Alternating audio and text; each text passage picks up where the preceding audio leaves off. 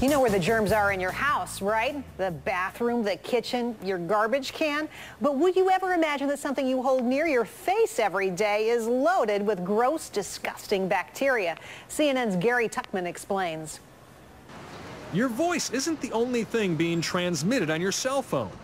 Germs are being transmitted too.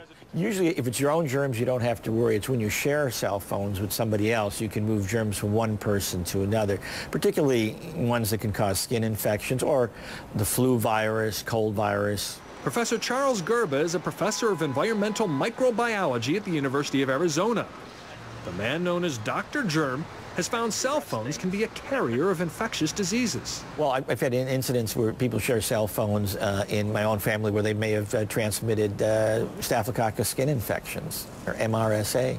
MRSA, which is short for methicillin-resistant Staphylococcus aureus, is a skin infection that is resistant to penicillin. When Dr. Gerba saw this infection on his niece, he tested her cell phone. It came up positive for MRSA.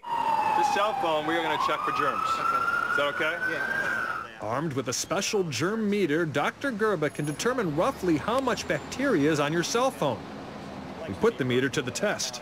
Well, we're going to find out if you ever talk dirty on it. The testing only takes seconds. All phones have bacteria, but the more there is, the better chances of getting someone sick. 195, you're really close to the limit. Under 200 means hundreds of bacteria.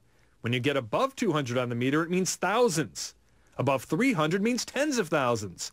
And above 500, hundreds of thousands of bacteria. Do you have a cell phone with you? Yes, I do. Let me look at Melissa ended up with the highest number of all the cell phones we sampled, 336, which means the high tens of thousands of bacteria.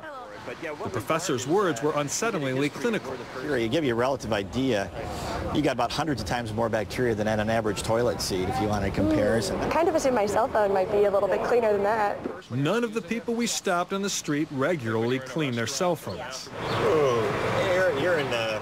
Well, above 200 ain't good. That means we're in the 1,000 range. You got a couple of thousand, not as bad as we... Do I ever want to use my cell phone again?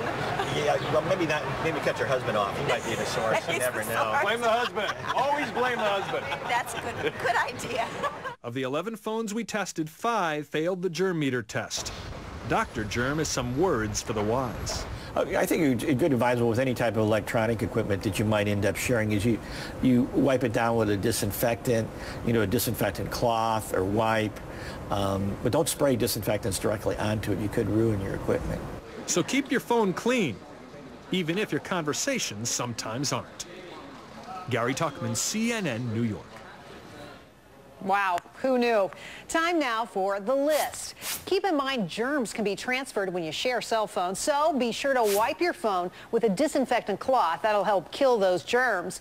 But don't spray your phone with disinfectant, well, unless you want to buy a new one. Thank you for spending part of your weekend with us. Ulta candles smell great and kill germs, so you can breathe easy.